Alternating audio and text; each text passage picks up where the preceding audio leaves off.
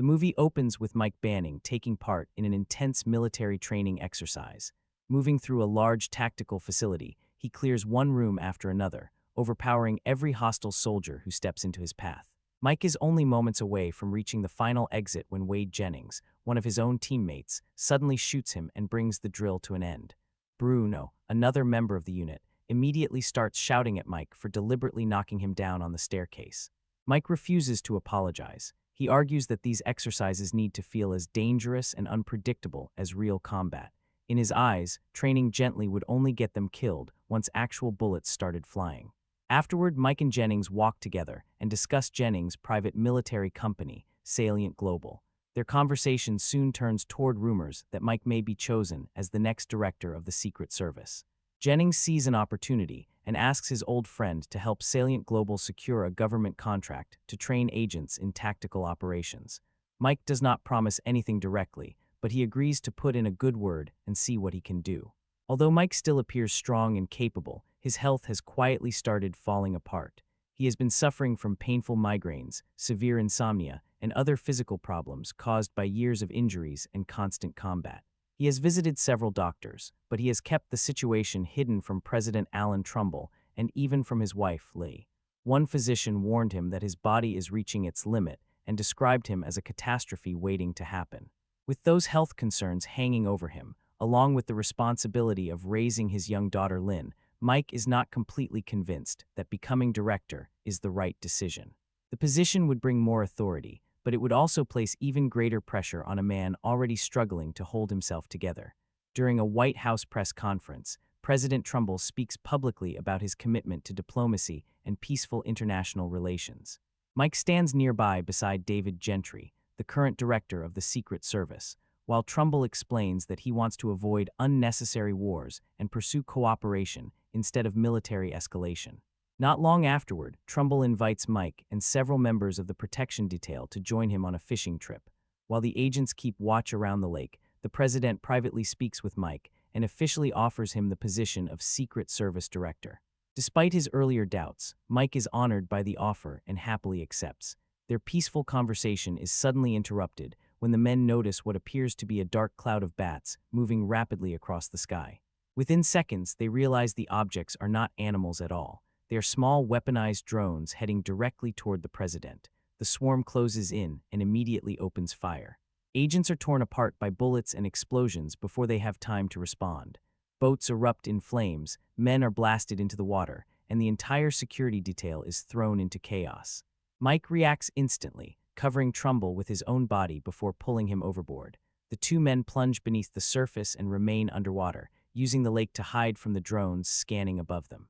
Mike manages to guide the president away from the main attack and toward a safer location. However, both men are badly injured and eventually lose consciousness. Rescue teams later recover them and rush them to the hospital. Trumbull survives the assassination attempt but falls into a coma, leaving Vice President Martin Kirby to temporarily assume control as acting president. Mike is also hospitalized while recovering from the attack. Lee arrives at the medical center with baby Lynn, desperate to see her husband. Before Mike can spend much time with his family, FBI agent Helen Thompson enters the room and begins questioning him. Her tone makes it clear that Mike is no longer being treated as a hero or a victim. He is now the primary suspect. Thompson reveals that investigators located the van used to launch and control the drone swarm. Inside it, forensic teams discovered traces of Mike's hair and skin cells. They also found explosive residue that matches material recovered from his garage. To the FBI, the evidence suggests that Mike may have helped organize the attack against the president he was supposed to protect. Mike insists that someone has planted the evidence and is deliberately framing him. Thompson, however, is unwilling to accept his explanation without proof. From her perspective, the physical evidence is too strong to ignore. Only a short time later, Mike is escorted out of the hospital in handcuffs and placed in federal custody. A convoy begins transporting him to a secure facility, but during the journey, every vehicle suddenly loses power. The engines shut down, the lights go dark, and the convoy is left stranded. A heavily armed team then ambushes the escort. The attackers quickly eliminate the federal agents and drag Mike from the vehicle. They intend to take him somewhere else, but Mike fights back inside their transport van.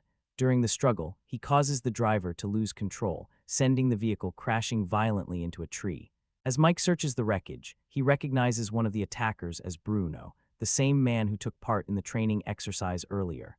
That discovery immediately connects the ambush to Salient Global and makes Mike suspect that Jennings, the man he considered a friend, may also be involved. Mike takes weapons and supplies from the dead attackers before disappearing into the surrounding area. When the authorities later reach the crash site, they find the escort officers and members of the hit squad dead, while Mike is nowhere to be seen. The scene makes it appear that he murdered everyone and escaped custody, strengthening the case against him. The truth is soon revealed to the audience. Wade Jennings is the mastermind behind the drone assault. He deliberately collected Mike's DNA during the earlier training exercise and planted it inside the command van so that every piece of evidence would lead investigators directly to Mike. Now a fugitive, Mike reaches a petrol station and uses a payphone to contact Leigh. He tells her that he is alive and tries to reassure her that he had nothing to do with the attack. The FBI traces the call, while Leigh warns Mike that she and Lynn have been receiving frightening death threats. Before they can say more, Mike notices two armed men approaching him. They have recognized him from the news and plan to capture him for the reward. Mike quickly ends the call, disarms both men, and steals their truck. The authorities soon spot the vehicle. Mike drives aggressively while police units close in behind him. Eventually, he sends the truck crashing off the road and into the forest, then abandons it and continues running through the woods on foot. Back in Washington, acting President Kirby meets with senior White House officials to discuss the possibility that the Russian government was involved in the attempt on Trumbull's life. They consider several military responses and debate how aggressively the United States should retaliate. Kirby later appears before the press and publicly declares that Mike Banning participated in the assassination attempt. He claims investigators discovered that $10 million had been transferred from Russia into an offshore account connected to Mike. According to Kirby, the evidence proves that Mike worked with Moscow to eliminate President Trumbull. Kirby then announces that his administration will employ a private military contractor to support a retaliatory operation against Russia. With police and federal agents searching everywhere, Mike steals another van and drives far into the wilderness.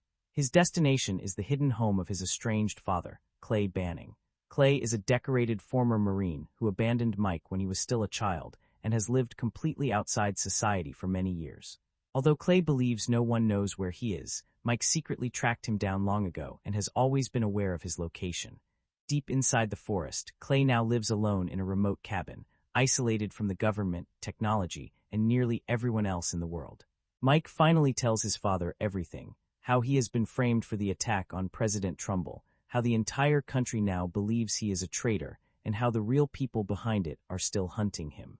Even with his life in danger, Mike cannot hide the bitterness he still carries toward Clay for walking out on him and his mother many years earlier.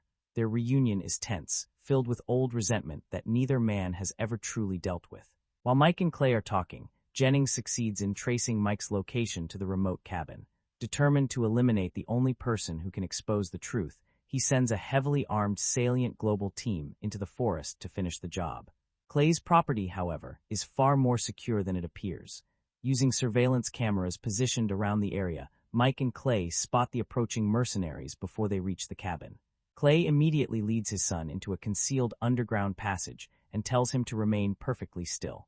Mike is unsure what his father has planned, but Clay clearly knows every inch of the surrounding woods. Once the attackers move into position, Clay triggers a series of explosives hidden around the perimeter. The first blast tears through several men. Before the survivors can recover, another explosion erupts nearby. Then Clay activates another charge, followed by one final detonation, just to make certain no one is left standing. Mike stares at his father in complete disbelief. He knew Clay had military experience, but he never expected the isolated old man to have turned the entire forest into a massive defensive trap. Within moments, every mercenary Jennings sent after them has been wiped out. The next morning, Clay shows Mike a radio broadcast carrying acting President Kirby's public statement. Kirby continues blaming Mike for the assassination attempt and claims the evidence proves he was working with Russia. By now, Mike has connected every piece of the conspiracy. He contacts Jennings directly and confronts him, making it clear that he knows his former friend arranged the attack and planted the evidence. Jennings does not deny what he has done. The purpose of the operation was never simply to kill Trumbull. Jennings wanted to push the United States into another major war. Once that conflict began, Salient Global would receive enormous government contracts, new clients, and years of profitable military work. Mike and Clay leave the cabin and drive away from the forest. During a stop for fuel, Mike hears a report on the radio saying that Trumbull may soon wake from his coma. Instead of feeling relieved, Mike immediately becomes more concerned. He knows Jennings cannot allow the president to regain consciousness because Trumbull could destroy the entire false narrative surrounding the attack. As they continue traveling, Mike talks about Lee and Lynn and the danger they are now facing because of him. Clay reminds his son that he still has a family worth fighting for. His words also reveal how much regret he carries over abandoning Mike and Mike's mother. Meanwhile, FBI agent Helen Thompson and her partner reach the scene where Clay's explosives killed the Salient operatives. After examining the bodies and equipment, Thompson begins reconsidering everything she believed about Mike. She knows Salient Global's history and understands the kind of illegal operations private military companies have carried out before. The evidence at the cabin makes her suspect that Mike may genuinely have been framed and that Jennings could be the one behind the entire conspiracy. Jennings soon learns that Trumbull is beginning to recover. He then receives a call from the person secretly directing the operation, Acting President Kirby. Kirby orders Jennings to move quickly and make certain Trumbull never gets the chance to reveal what happened. Jennings immediately sends another team to Mike's home, this time targeting Lee and Lynn. Two armed men enter the house and force Lee and her daughter outside. Just as they are about to take them away, Clay suddenly appears and kills both attackers before they can escape. Lee is shocked by the arrival of a man she has never met. Clay introduces himself as Mike's father and openly admits that he abandoned Mike and his mother when Mike was young. He does not attempt to excuse what he did. Instead, he expresses genuine remorse and promises Lee that, whatever happens next, he will protect both her and Lynn. At the same time, Thompson and her partner fly to Salient Global's base to confront Jennings. They believe they now have enough evidence to expose him and clear Mike's name. When they arrive, Jennings quickly realizes the FBI agents have uncovered the truth. Rather than allowing them to leave, he murders both Thompson and her partner, eliminating two more people who could connect him to the attack. Mike, meanwhile, makes his way toward the hospital where Trumbull is being treated. He is convinced another assault is coming and knows there is little time left. Because the authorities still consider him a dangerous fugitive, Mike cannot simply walk through the entrance. He tricks several officers, overpowers one of them, and uses the man as a hostage so he can force his way deeper into the building. At nearly the same moment, President Trumbull finally wakes from his coma. Mike reaches the upper floors but is quickly surrounded and taken into custody. When Trumbull learns that Mike has been captured inside the hospital, he orders the agents to bring him into the room. Standing before the president, Mike insists that he had nothing to do with the drone attack and explains that Jennings and Salient Global framed him. Trumbull believes him.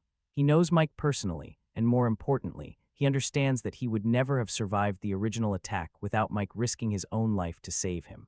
While studying the hospital's systems, Mike notices unusual activity and realizes Salient technicians are hacking into the building's computers. Gas is being released into certain sections, and the security systems are being manipulated remotely. Mike quickly understands their plan. The gas is intended to create a massive explosion that will destroy the hospital and kill Trumbull while making the event appear accidental. The evacuation alarm is raised, and agents begin clearing everyone from the building. Salient's technical team detects the sudden movement and informs Jennings that the hospital is being emptied. Jennings immediately realizes Mike reached Trumbull before his men could complete the operation. Soon afterward, Jennings arrives with a heavily armed group of mercenaries. A violent gunfight breaks out between the Secret Service and the Salient operatives. Bullets tear through the corridors as Mike stays close to Trumbull, moving him through the building, while Jennings pushes forward with the intention of killing both men himself. Moments later, the intensive care section erupts in a devastating explosion. Fire and debris rip through the hospital, destroying much of the area where Trumbull had been recovering. Mike manages to get the president away from the blast and leaves him under Gentry's protection. Gentry has been injured, but he is still capable of keeping Trumbull secure while Mike turns back to face the attackers. Moving through the damaged building, Mike hunts down the remaining Salient agents one by one. He shoots several men, stabs others in close combat, and uses additional explosions to eliminate nearly the entire assault team. A military response unit eventually arrives and takes out the few mercenaries still fighting. Realizing the operation has failed, Jennings runs toward a helicopter and attempts to escape. Mike refuses to let him get away. He attacks the aircraft and causes it to explode before it can carry Jennings to safety. With the helicopter destroyed, Mike and Jennings finally confront each other directly. No soldiers, drones, or hired gunmen remain between them.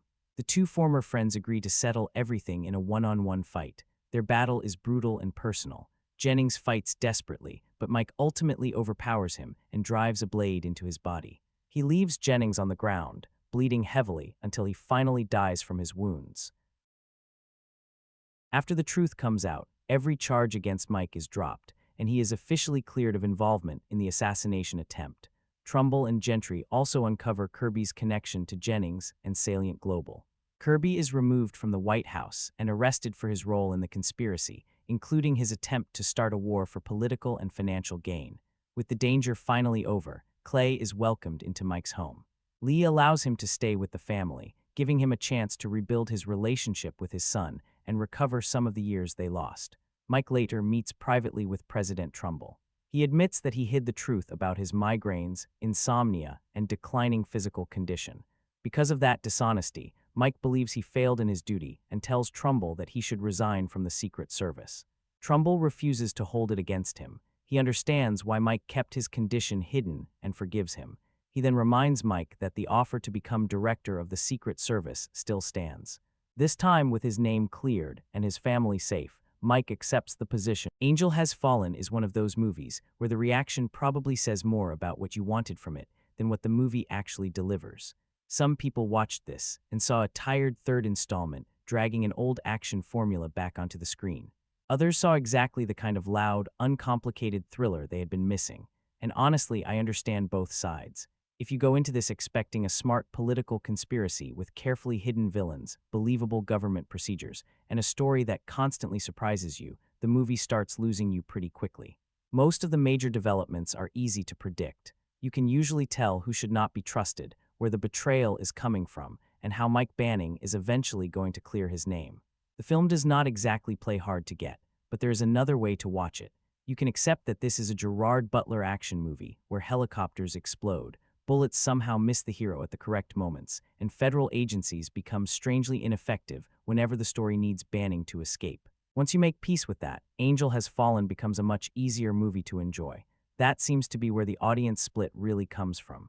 The negative side sees a recycled fugitive story filled with cliches, weak logic, obvious villains, and effects that occasionally look cheaper than they should. For those viewers, the whole thing feels unnecessary.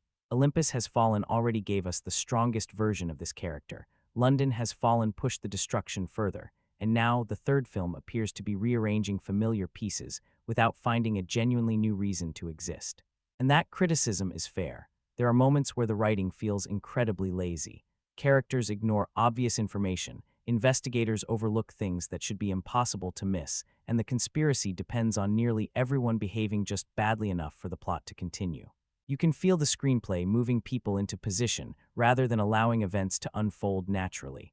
Still, I cannot pretend the film is completely boring, because it really is not. There is a steady amount of action, the story is easy to follow, and the movie rarely forgets what kind of audience it is playing to. It knows people came for Gerard Butler looking exhausted while surviving situations that should probably kill him several times over. It knows they want explosions, car chases, gunfights, betrayal, and Morgan Freeman delivering serious dialogue while everything around him falls apart, and it gives them all of that. A surprising number of viewers actually consider this better than London Has Fallen, and I can see why. It feels slightly more personal. There is more attention on Mike Banning as a damaged, aging man rather than just an unstoppable bodyguard moving from one attack to another. That little bit of character focus gives the movie more weight than it might have had otherwise. Then again, some people rank it as the weakest film of the trilogy. Others call it the best. That is how strange the reaction has been. Personally, I think the truth sits somewhere in the middle.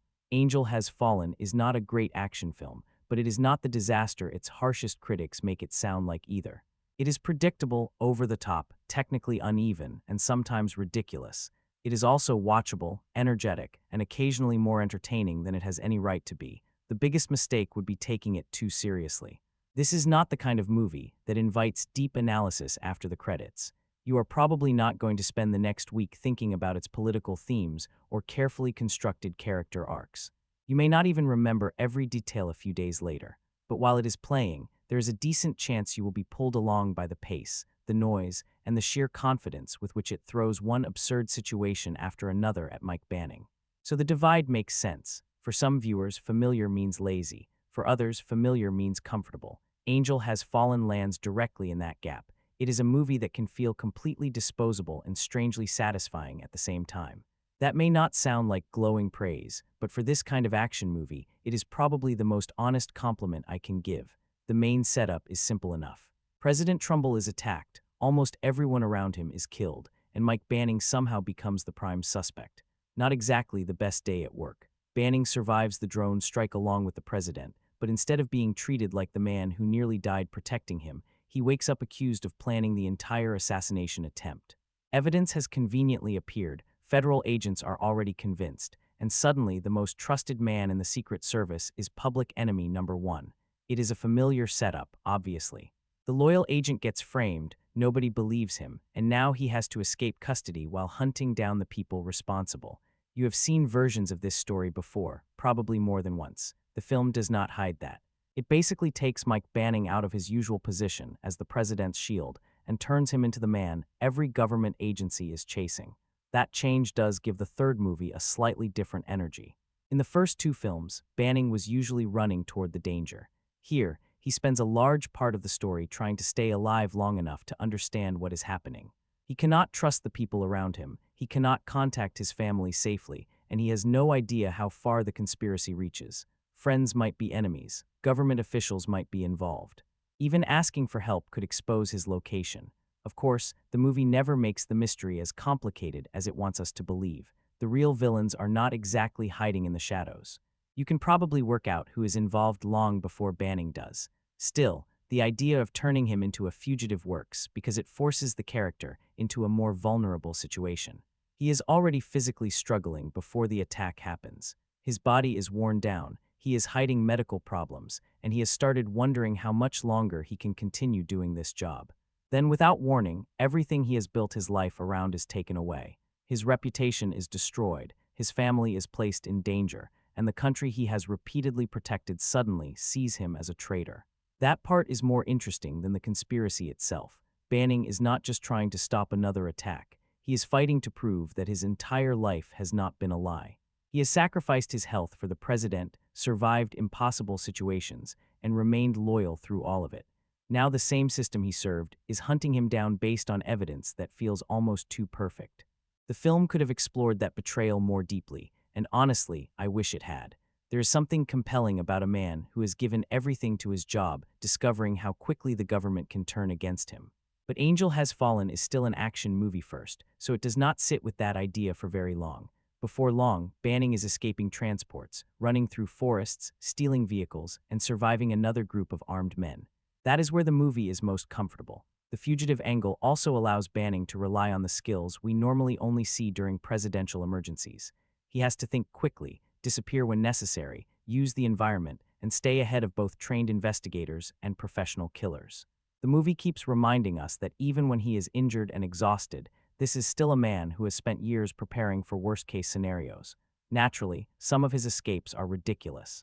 Authorities make questionable decisions, security disappears whenever the plot requires it, and Banning survives enough damage to make you wonder whether he is secretly indestructible. But the chase does keep the movie moving. There is also something satisfying about watching everyone slowly realize they may have arrested the wrong man. Banning knows he is innocent, the audience knows he is innocent, and the tension comes from waiting for the rest of the characters to catch up. It is not subtle, but it gives the story a clear direction. The president is unconscious, the real attackers are still operating, and the one man who might be able to stop them is being hunted by his own people. That is the engine of the movie. It may not be original, and it is definitely not difficult to follow, but it gives Gerard Butler exactly the kind of role this series knows how to use. He gets to be bruised, angry, suspicious, and constantly one step away from being captured or killed. By the time Banning starts putting the pieces together, the film has fully committed to its central idea. The president's most loyal protector must become a fugitive in order to save him one more time. The biggest problem with Angel Has Fallen is not that the conspiracy is complicated. It is that the movie acts like it is complicated when most viewers are already several steps ahead. Very early on, you start looking at certain characters and thinking, yeah, that person is definitely involved. Then the film keeps moving as though it has successfully hidden everything. It has not. The suspicious conversations are suspicious. The helpful friend feels a little too helpful, and the political figures who should remain in the background practically announce that they are waiting for their villain reveal. There is no real guessing game here. The basic formula is one Hollywood has used for decades. A loyal government operative is framed for a crime he did not commit. The evidence against him is overwhelming. His own people refuse to listen. He escapes, goes underground, and has to solve the case himself while being chased by both law enforcement and the actual criminals. It is the fugitive with heavier weapons. There is also a bit of enemy of the state in the surveillance and government pursuit. Some die hard in the one-man resistance, and a little taken in the way Gerard Butler moves through every problem with a combination of anger, pain, and extreme violence. None of those comparisons automatically make the film bad. Action movies borrow from each other constantly. The issue is that Angel Has Fallen rarely adds enough of its own personality to make the recycled structure feel fresh. You know the mercenaries are not operating alone. You know someone inside the government is helping them. You know the attack on the president is part of a larger plan. And you know Mike Banning will eventually discover that one of the people closest to him cannot be trusted. The movie keeps treating these developments as major revelations, but they land more like confirmations. You are not shocked. You are sitting there waiting for Banning to catch up. That can be frustrating, especially because the opening drone attack suggests something more inventive. It is a strong setup. The threat feels modern, coordinated, and frighteningly efficient. For a moment, it seems like the movie may build a conspiracy around technology, private warfare, and the vulnerability of presidential security. Then it settles into the usual pattern: corrupt insiders, private contractors, political ambition, a plan to create chaos, control the narrative, and seize more power.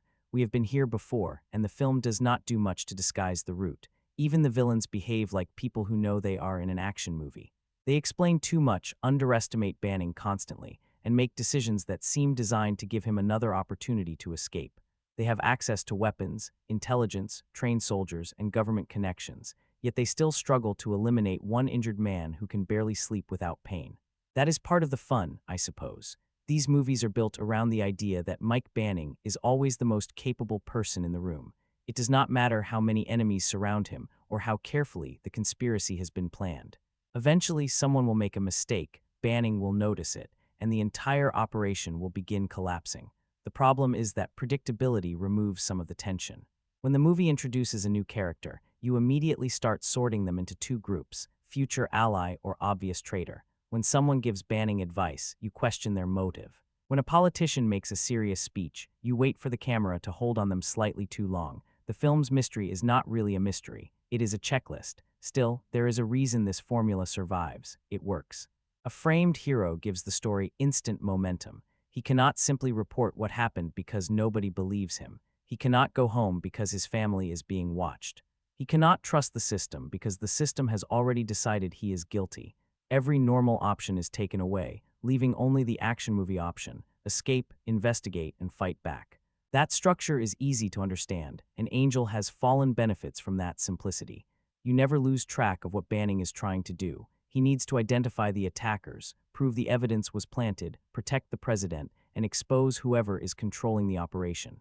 Clean, direct, no confusion. For viewers who just want a fast thriller, that is probably enough. The villains may be obvious, but the chase still works. The betrayal may be predictable, but it gives Butler something personal to react to.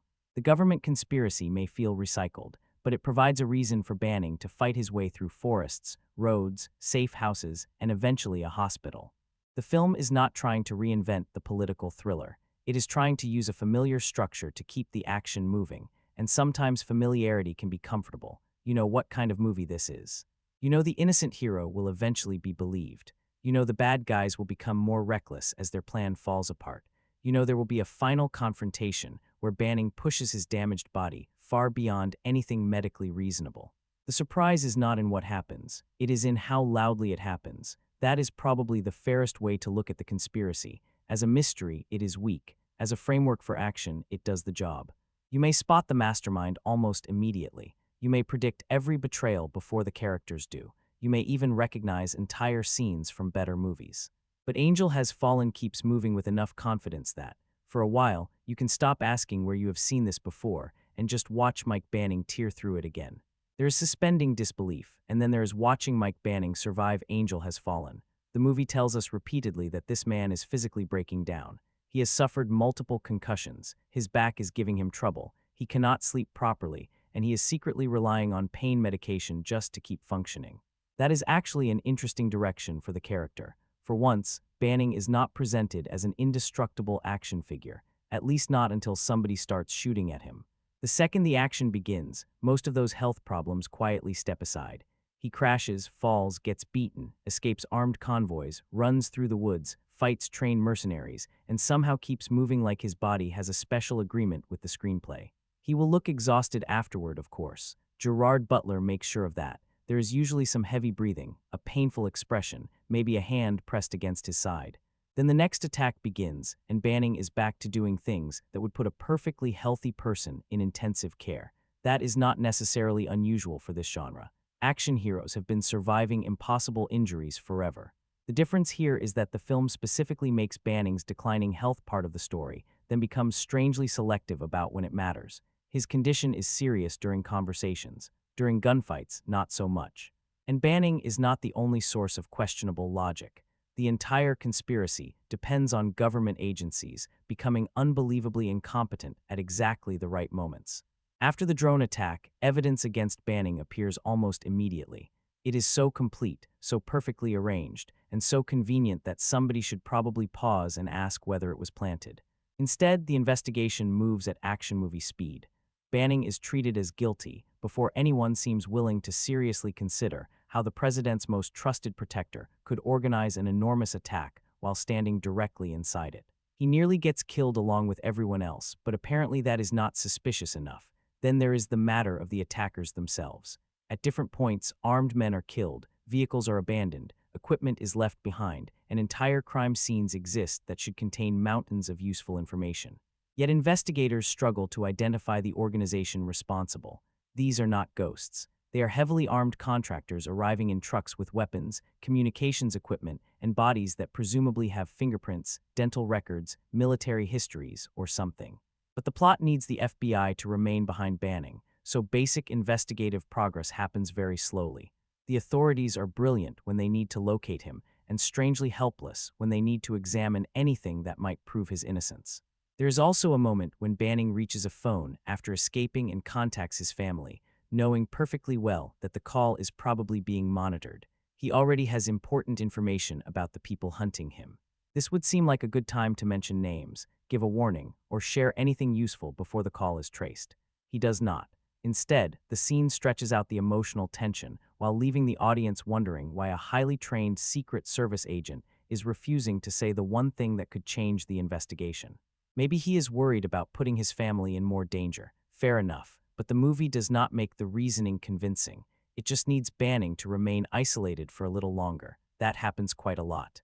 Characters do not always make choices because those choices are believable. They make them because the next action scene is waiting. Security around President Trumbull is another problem. After an assassination attempt wipes out almost his entire protection team, you would expect the hospital to become the most secure building in the country. Every entrance should be covered. Every employee should be checked. Nobody should get close to the president without passing through layers of armed protection. Naturally, the villains still find a way inside, not quietly either. The situation eventually becomes a full-scale attack involving gunfire, explosives, evacuations, and enough destruction to justify the unofficial title "Hospital Has Fallen." It is a great setting for the final act. It is not a particularly convincing display of presidential security. The film also asks us to believe that a large conspiracy involving private soldiers, advanced drone technology, planted financial records, government insiders, manipulated evidence, and a political takeover can operate smoothly until Banning starts chasing it. Then everyone involved suddenly becomes careless. The villains talk too freely. They underestimate him. They leave openings. They repeatedly send groups of armed men into situations where Mike can eliminate them one by one. A plan complicated enough to fool the entire federal government is gradually defeated because nobody involved understands that Banning has already survived 2 movies. At this point, that should be the first page of the villain briefing.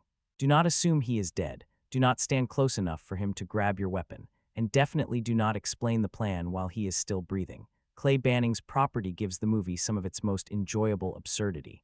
Mike's father has been living off the grid for years, preparing for exactly the kind of armed invasion that normal people generally do not expect. His land is wired with explosives, traps, surveillance, and enough defensive preparation to turn his isolated home into a small war zone. Is it realistic? Probably not. Is it entertaining when the mercenaries discover they have walked into the paranoid survivalist version of Disneyland? Absolutely. That sequence works because the movie finally embraces its nonsense. Clay is not pretending to be a normal man with a normal house. He is a traumatized veteran who has spent years expecting the government or somebody else to come after him. When heavily armed men finally arrive, he almost seems relieved that all the preparation was not wasted. The ridiculousness becomes part of the character. Other moments are harder to forgive. Roads seem to change size when a chase requires more space. Escape routes remain strangely unguarded. Federal agents monitor a house but fail to cover the most obvious way out. Computer systems provide information whenever the screenplay needs a quick answer, even when the person accessing them does not appear remotely qualified to do so. Every action movie bends reality. Angel Has Fallen sometimes folds it in half and puts it in a drawer. The most impressive piece of plot armor, though, is still Mike himself. He survives the drone attack because the story needs him alive. He survives custody, transport, pursuit, crashes, explosions, gunfights, close combat, and the final hospital assault because that is what Mike Banning does. The film tries to convince us that he is reaching the end of the road, but it also cannot resist making him the toughest person in every scene. That creates a strange contradiction. We are supposed to worry that his body might fail him, yet years of franchise conditioning have taught us that almost nothing can kill this man. He could fall from a helicopter, hit a moving truck, roll through a burning building, and the main question would still be whether he had enough energy left for the final knife fight. The lack of realism will ruin the movie for some viewers. Once you start noticing the gaps, they keep piling up. Why is nobody checking this? Why would that character do that? How did the attackers get there? Why is the injured man still sprinting? There are many opportunities to ask sensible questions, and almost none of them improve the experience. For everyone else, the absurdity is part of the deal. Mike Banning is not operating in the real world. He lives in a universe where presidents are attacked every few years. One Secret Service agent repeatedly becomes the last line of defense, and explosions are less of an emergency than a normal part of the workday. Angel Has Fallen is easiest to enjoy once you accept that. The logic is shaky, the investigation is convenient, the security is unreliable, and Banning's body only remembers its injuries when the action takes a break. But somehow, against common sense and probably several laws of medicine, he keeps getting back up. At this stage, expecting anything else would be the least realistic part. The most interesting thing Angel Has Fallen does is admit that Mike Banning cannot keep doing this forever. He has spent 2 movies surviving terrorist attacks, collapsing buildings, gunfights, explosions, and enough physical damage to end several careers. In the earlier films, most of that was treated like part of the job. He got hurt, looked angry, and carried on. This time, the damage has stayed with him. Banning is dealing with migraines, insomnia, back pain, and the effects of repeated concussions. He takes medication in secret and avoids telling the people around him how bad things have become. Even before the assassination attempt, he looks like a man barely holding himself together. That immediately makes this version of the character more interesting. He is still capable. Nobody doubts that. He remains the president's most trusted agent and the person everyone expects to step forward when danger appears. But beneath that reputation, his body is beginning to resist the life he has chosen. You can see it in the way Gerard Butler carries himself. Banning is heavier, slower, and visibly more tired than before. He does not enter scenes with the confidence of a man who believes he can defeat anyone. He looks like someone calculating how much pain the next fight is going to cost him. And honestly, Butler looking rough works for the role. Some viewers criticized his appearance and said he looked older than expected, but that worn-out quality fits where Banning is supposed to be emotionally. A perfectly polished action hero would have made the health storyline feel fake. Butler looks like a man who has taken too many hits and refused to admit it. There is no glamour in the way he is presented. He wakes up exhausted. He struggles through training exercises. He hides medication. He knows something is wrong, but he also seems terrified of what happens if he finally says it out loud. Because for Mike Banning, the job is not simply a job. It is the thing that defines him. He is the man who stands beside the president when everyone else runs. He is the person called when the situation becomes impossible. If he admits that his body can no longer handle the work, he is not just giving up a position. He is losing the identity that has shaped his entire adult life. That is why the possible promotion creates such an uncomfortable situation. On paper, moving into a leadership role should be the obvious next step.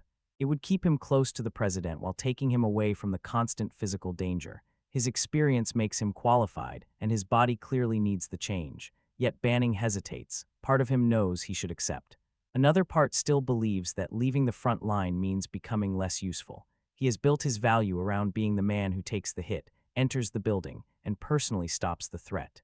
Sitting behind a desk would require him to trust someone else to do that, and trust is not exactly his strongest quality. The movie does not explore this conflict as deeply as it could have. There is a more thoughtful story hiding inside Angel Has Fallen about aging, trauma, masculinity, and the fear of becoming unnecessary. Every now and then the film gets close to it, then something explodes. Still, the character material gives the action more weight than it had in London Has Fallen. Banning is no longer fighting only because the president is in danger. He is also trying to prove to himself that he still has something left. Being framed makes that struggle even more personal. At the exact moment when he is already questioning his future, the government strips away everything he thought he had earned. His loyalty is doubted. His reputation disappears overnight. The people he protected begin hunting him as a traitor. For a younger and more confident Banning, that would simply create anger. Here, it creates something closer to desperation. He is fighting to clear his name, of course, but he is also fighting against the possibility that his whole career may end in disgrace.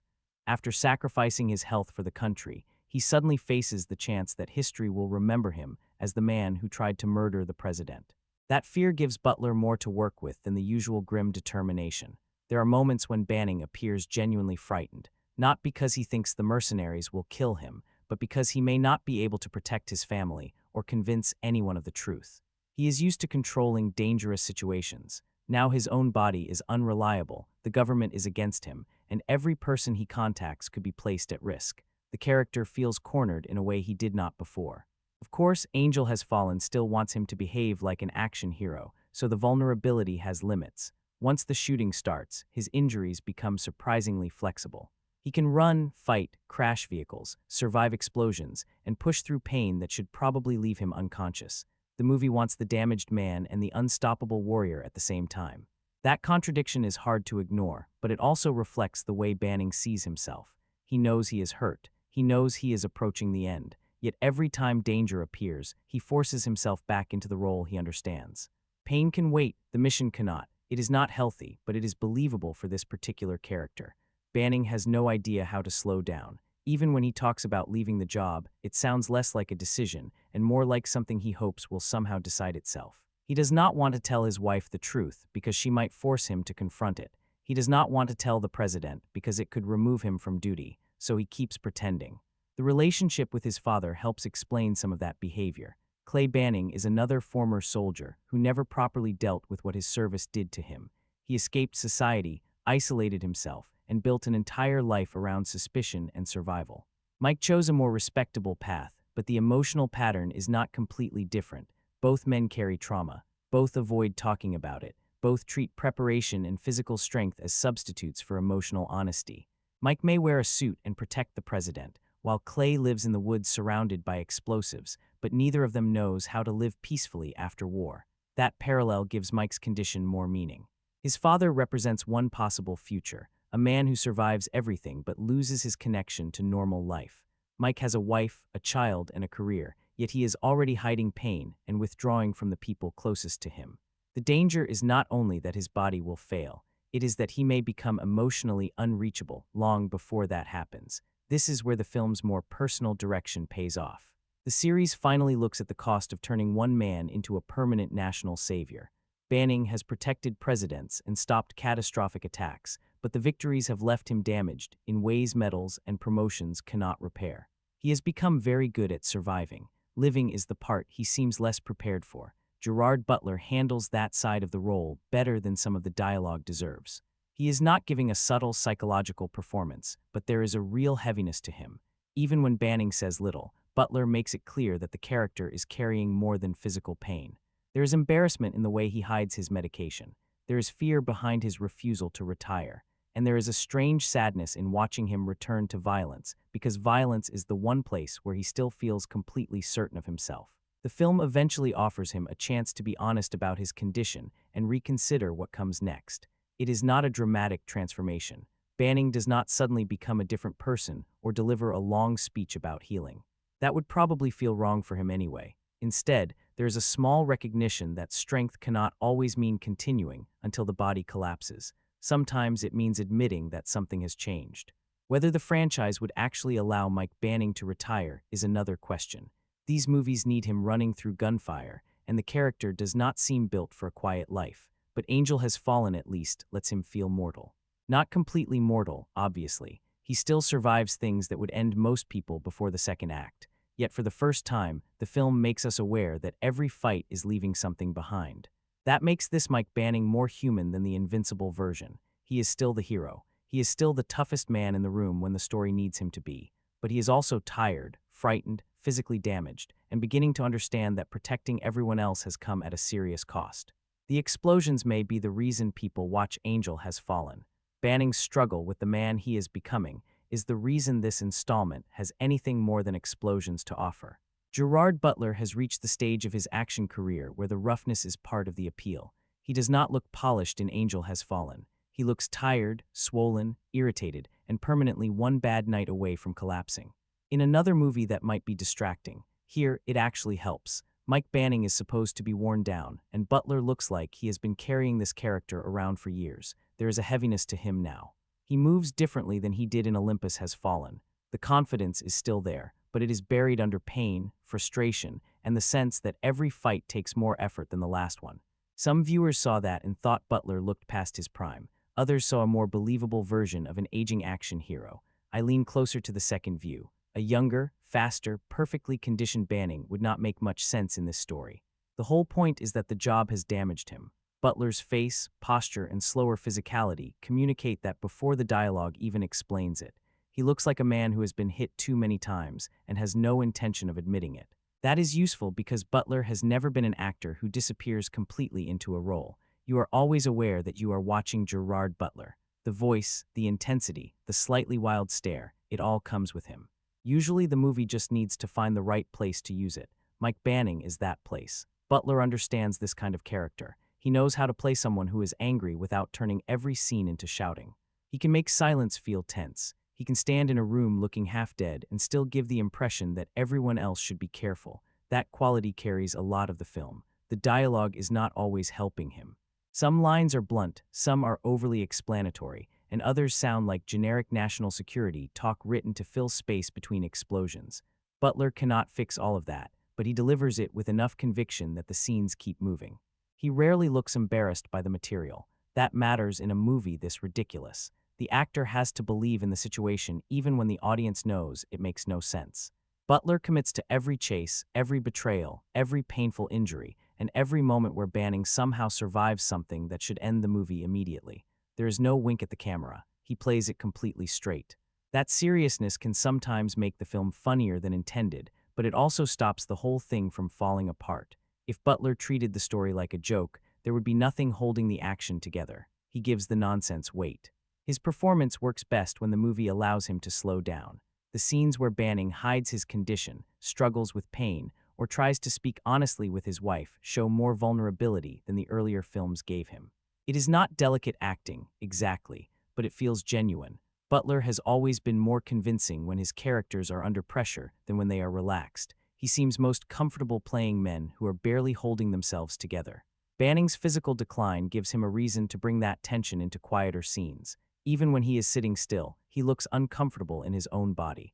Then the action begins, and Butler switches back into familiar territory. He runs through gunfire, crashes vehicles, fights mercenaries, and throws himself into situations that no sensible person would survive. He is slower now, but there is still a brutal directness to the way he handles action. Banning is not elegant. He does not fight like someone showing off. He hits people like he wants the situation finished as quickly as possible. That style suits Butler. He has always been more believable as a brawler than as a sleek, effortless operative. There is weight behind his movements, even when the editing makes the action harder to follow. You believe that getting hit by him would hurt.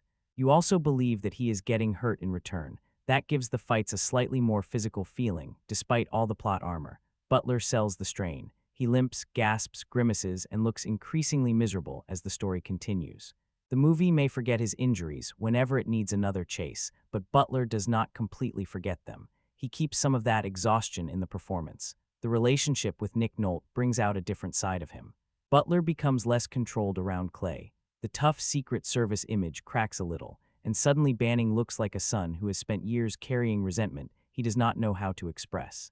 Those scenes are important because they stop the character from becoming nothing more than an action machine. Butler and Nolte have a messy, believable rhythm together. They interrupt each other. They argue without always saying what they mean. There is humor, irritation, and a bit of affection that neither character seems comfortable acknowledging. Butler is generous in those scenes too. He does not try to overpower Nolte, which would be impossible anyway. He lets him take the attention and reacts naturally to the strange energy Clay brings into the movie. Some of Butler's best moments are simply watching Banning deal with his father's behavior. There is a tired expression on his face that says this is not the first time Clay has made a normal situation completely insane. Morgan Freeman creates another useful contrast. With President Trumbull, Banning is controlled, respectful, and deeply loyal. Around Clay, he becomes defensive and frustrated. Around the villains, he turns cold and aggressive. Butler may not have unlimited range, but he understands these shifts. He knows what kind of energy Banning brings into each relationship. That consistency is a big reason the character has lasted through 3 films. Even viewers who do not particularly like Butler often admit that he is well suited to this role. There is something dependable about him in action movies. You know what he is going to give you: intensity, physical punishment, a lot of heavy breathing, and the expression of a man who has just learned that the situation is somehow worse than he thought. For some people, that familiarity has become a problem. They see Butler repeating the same tough guy role again and again. The comparison to late career action stars is not entirely unfair. There is always a danger that Mike Banning turns into another franchise hero who keeps returning long after the character should have retired. But Butler still has enough presence to make the repetition watchable. He is not pretending to be a younger man here. That is the key difference. The film acknowledges his age, his injuries, and his declining speed. It turns the roughness into character rather than trying to hide it. That gives the performance a little dignity. He is not running from age. He is fighting through it. Whether that is admirable or slightly depressing depends on how you look at the movie. There is also a certain roguish charm Butler brings to even his most serious roles. It is not traditional movie star smoothness. He often looks like he has just come from a difficult week and would rather not discuss it. Somehow that works for him. Mike Banning is not supposed to be glamorous. He is supposed to be reliable, the man standing closest to danger because everyone believes he will still be there when it is over. Butler sells that reliability. Even when the plot becomes absurd, you never question Banning's loyalty. The movie gives him plenty of questionable decisions, but Butler keeps the character's basic morality clear. He is damaged, secretive, and stubborn. He is also fundamentally decent. That matters because the entire frame-up story depends on the audience immediately rejecting the idea that he could betray the president. Butler has spent enough time building the character that the accusation feels insulting before Banning even responds. We know he did not do it, not because the evidence is weak, but because Butler has made loyalty the character's defining quality. His emotional performance becomes more effective because of that. When Banning realizes how completely he has been betrayed, Butler does not overplay it. There is anger, but there is also disbelief. The institution he served has turned him into an enemy. His closest relationships are under threat, and his body is failing at the worst possible moment. Butler carries all of that without making the movie stop for a dramatic speech every few minutes. He keeps it moving. That may be his biggest strength as an action lead. He knows when the film needs emotion, but he also knows that nobody bought a ticket to watch Mike Banning discuss his feelings for 40 minutes. The performance gives us enough vulnerability to care, then gets him back into the fight. Is it award-level acting? No, nobody involved seems to think it is. But it is effective genre work, and there is a difference. Butler gives Angel Has Fallen a solid center. He makes the aging hero angle believable, keeps the emotional material grounded, and throws himself into the action with the same commitment he brought to the earlier movies. Some viewers will see a star repeating himself. Others will see an actor who knows exactly what his audience expects and still finds a few new shades inside the role. For me, Butler is not the most impressive performer in the movie. Nick Nolte takes that easily, but without Butler there is no movie. He holds the serious scenes together, gives the action a human face, and makes Mike Banning feel exhausted without making him weak. That balance is harder than it looks. The character is older now, slower too. The invincible image has cracks in it, but Gerard Butler still makes you believe that when everything goes wrong, Mike Banning is the man you would want standing between the president and whoever is trying to kill him. Even if he looks like he desperately needs a week off, Nick Nolte walks into Angel Has Fallen and immediately makes the movie feel more alive. Before he appears, the film is doing what you expect.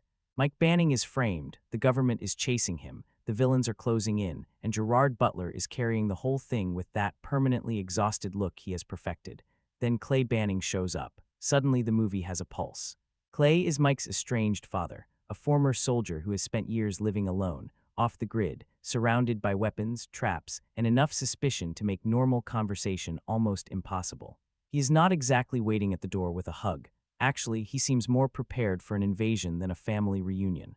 That is what makes the character work. Clay is funny, but he is not written like a simple comic sidekick. The humor comes from who he is. He has spent so long expecting disaster that when disaster finally arrives, he almost looks satisfied. All those years of paranoia have finally become useful. And Nick Nolte plays him with absolutely no interest in calming anything down. His voice sounds like gravel being pushed through an old engine. His face carries decades of damage. He looks like he has been arguing with the world for most of his life and has no intention of stopping now. It is a perfect fit. A cleaner, more polished performance would have felt wrong. Clay needs to look like a man who has rejected society so completely that society probably stopped checking on him years ago. Nolte does not just play the part. He seems to arrive from somewhere outside the movie. That is why so many viewers remember him more clearly than the plot. The conspiracy is familiar. The villains are obvious. The action is loud, but Clay feels unpredictable, and unpredictability is rare in this film.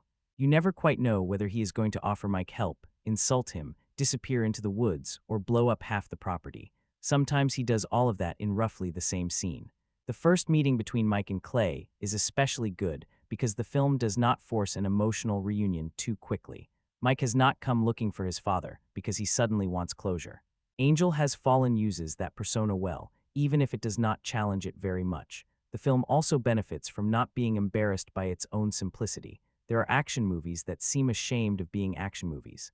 They bury everything beneath ironic dialogue, complicated mythology, or emotional speeches designed to prove the material is more important than it appears. Angel Has Fallen mostly avoids that.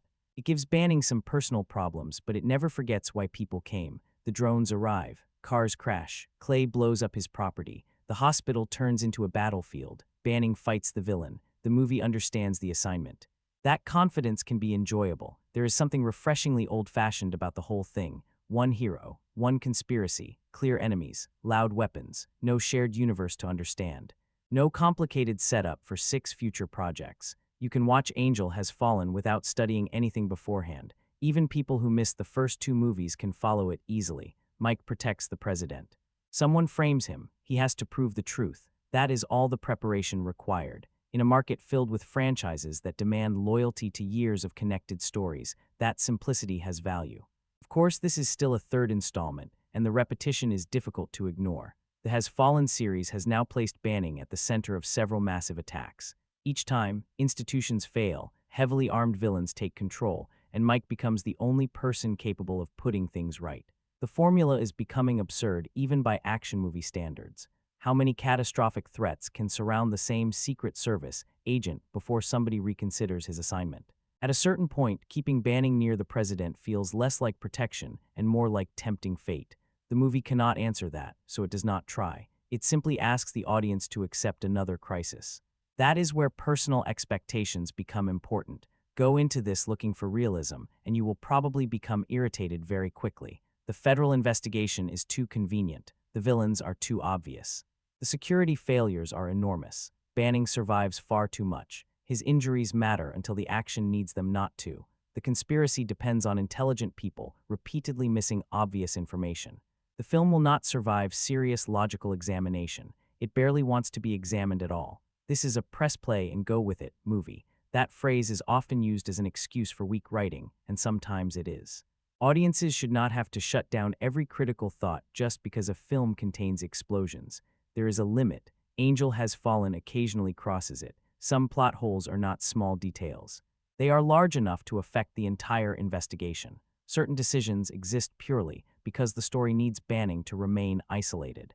The villains succeed for as long as they do because the authorities become strangely ineffective. You can feel the screenplay pushing pieces into place. That weakens the tension. A hero looks more impressive when the enemies and investigators around him are competent. When everyone else behaves foolishly, Banning's success becomes less satisfying. He is not always outsmarting brilliant opponents. Sometimes he is simply the only person making a reasonable decision. Still, the movie compensates with pace. It does not sit on its mistakes for long. Another chase begins, another location appears, and another attack forces the story forward. The momentum prevents the plot holes from completely taking over unless you are already determined to focus on them. That is one reason audience reactions are so different. Some people watch the movement, others watch the logic. The first group generally has a better time. The action itself is uneven, but there is enough of it. The drone strike gives the movie a strong beginning. Clay's property adds personality in the middle. The hospital siege provides the large final sequence. Between those major scenes, there are transport attacks, woodland pursuits, vehicle chases, shootouts, and close combat. The film is not withholding spectacle. Whether all of it is filmed clearly is another matter. The shaky camera and rapid editing make certain moments harder to appreciate. Some fights become a collection of impacts rather than a clean physical exchange. Several effects look less convincing than the movie needs them to, but the overall energy remains. Things happen. The movie moves. Banning suffers. Then more things happen. That basic rhythm is effective enough for a casual watch. Nick Nolte is the unexpected reason the film becomes more than a completely mechanical action sequel. Without Clay, this would be a much colder experience. The father-son relationship adds humor, awkward affection, resentment, and a bit of genuine emotion. It also breaks the repetition. For a while, Banning is not simply the fugitive hero clearing his name. He is a son confronting the man who abandoned him. The movie still handles that material in broad strokes, but Nolte gives it life. His presence changes the recommendation slightly. If Angel Has Fallen were only the conspiracy in action, I would probably describe it as passable and forgettable. Nolte gives it several scenes that are actually memorable. He does not fix the predictable villains. He does not improve the CGI. He does not close the plot holes. He makes the time between explosions more enjoyable. That matters more than it sounds. Morgan Freeman has a similar stabilizing effect. He does not receive the same lively material as Nolte, but he gives President Trumbull credibility. Whenever Freeman appears, the movie feels calmer and slightly more respectable. Again, the cast is often better than the writing. Gerard Butler commits fully. Nick Nolte brings personality. Morgan Freeman brings authority. Danny Huston gives the villain a professional edge, even when the betrayal is obvious. The supporting actors help the film maintain a level of seriousness the screenplay sometimes struggles to earn. That commitment is one of the movie's strengths. Nobody behaves like they are above the material. They treat the attack, the conspiracy, and Banning's situation as real. That keeps the film from becoming complete parody, though a few moments still drift into accidental comedy. And yes, some of the movie is funny for reasons the filmmakers probably did not intend. An impossible survival, an obvious villain trying to appear mysterious, a government agency overlooking something basic, a serious line delivered in the middle of complete nonsense. There are moments where laughter becomes a reasonable response. Oddly, that can improve the experience. You may laugh with Clay during the intentional jokes and then laugh at the movie 5 minutes later when the logic collapses again. Either way, you are still engaged. Perhaps that is the best defense of Angel Has Fallen. Even its flaws can be entertaining under the right conditions. The bad CGI becomes part of the spectacle. The plot holes become conversation afterward. The obvious villains let you feel smarter than the investigation. The extreme plot armor becomes almost impressive. How much more can this man survive? The movie keeps finding out. That does not make it good in the traditional sense. It makes it easy to watch with the correct mood, and mood matters here. This is not the film to choose when you want something subtle, surprising, or emotionally demanding. It is not the film to choose if shaky camera work drives you mad, or if obvious conspiracies ruin a thriller for you. It is also probably not the best introduction to what action cinema can do. There are sharper, cleaner, smarter films in the genre, but it is a perfectly reasonable choice when you want noise, momentum, and a hero who refuses to stop. Late night watch, sure. Friday evening with nothing else planned, absolutely. Rental on a large screen with decent sound, that may be the ideal situation. The film benefits from volume and scale. The gunshots hit harder, the drone sequence feels more threatening, and the weaker effects are easier to forgive when the sound system is doing half the work. On a phone or small laptop, the limitations may become more obvious. Angel Has Fallen wants to overwhelm you a little. Let it. The recommendation also depends on how you feel about the earlier films. Fans of Olympus Has Fallen will recognize the same straightforward action appeal, though this third entry is less fresh and more character-focused. People who disliked London Has Fallen may find this one more grounded and personal. Anyone tired of the franchise formula will probably see Angel Has Fallen as proof that it should have ended sooner. The movie does not reinvent the series enough to win back someone who has already lost interest. It refines parts of it. That is different. Mike is more vulnerable. The father-son material is stronger. The fugitive structure changes the usual position of the hero. The scale is slightly more controlled than the previous installment. These improvements make it easier to recommend than a completely empty sequel. They do not make it essential. That distinction is important. Angel Has Fallen is watchable. It is occasionally very entertaining. It has a few strong ideas, several effective performances, and enough action to satisfy its target audience. It is not something everyone needs to see. If you skip it, you are not missing a major development in cinema or even a particularly surprising chapter in the franchise. You can probably guess most of what happens from the premise alone, but if you watch it, there is a decent chance you will have a good time. That may sound like faint praise. For this movie, it feels accurate. A lot of films aim higher and become less enjoyable. Angel Has Fallen keeps its ambitions fairly simple. It wants tension, gunfire, betrayal, family drama, and Gerard Butler standing up one more time after he clearly should not be able to. It delivers those things, not perfectly, sometimes not even elegantly, but consistently enough. The harsher critics are not wrong. The script is lazy in places. The conspiracy is transparent. The dialogue can be blunt. The visual effects are inconsistent. The action is occasionally difficult to follow. The enthusiastic fans are not wrong either. The pace is solid. The cast is dependable. The major set pieces are entertaining. Nick Nolte is excellent. And the film understands how to keep a straightforward action story moving. Both reactions can be true at the same time. Angel Has Fallen is a flawed film that succeeds at being the kind of flawed film certain audiences enjoy. That is probably why the ratings feel so divided. One viewer sees recycled Hollywood nonsense. Another sees a reliable popcorn thriller. One person notices every impossible decision. Another is waiting for the next explosion. One leaves thinking the franchise is finished. Another immediately asks when Mike Banning is coming back. Personally, I would not defend the movie as smart, fresh, or especially well constructed. I would defend it as entertaining. There is a difference. It does not earn your admiration so much as your willingness to go along with it.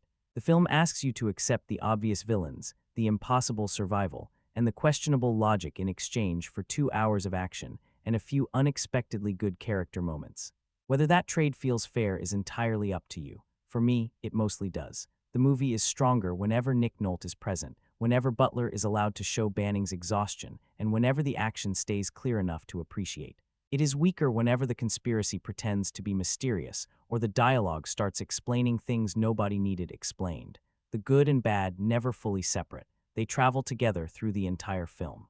That leaves Angel Has Fallen in a very specific category. Not a great movie, not a complete failure, not original, not boring either. It is the kind of action sequel you may criticize while watching and still realize, somewhere near the end, that you have been reasonably entertained the whole time. Then the credits roll, the final joke happens, and you move on. You may remember Nick Nolte. You may remember the drones. You may remember joking that the final act should have been called Hospital Has Fallen. The details of the conspiracy will probably disappear fairly quickly. That is the film's real limitation. It gives you an experience without leaving much behind. For disposable genre entertainment, maybe that is enough. So the final recommendation is straightforward. Watch it if you enjoy Gerard Butler in full battered action hero mode. Watch it if you like the earlier films, especially if London Has Fallen left you wanting something a little more personal. Watch it for Nick Nolte, the drone attack, and the hospital chaos. Keep your expectations controlled. Do not expect a clever mystery. Do not expect realism. Do not expect the visual effects to look convincing every time. And definitely do not start counting how many things Mike Banning survives. That becomes distracting. Go in expecting a loud, predictable, occasionally ridiculous action thriller, and Angel Has Fallen does its job. Go in expecting more than that, and the whole thing may fall apart before the president does.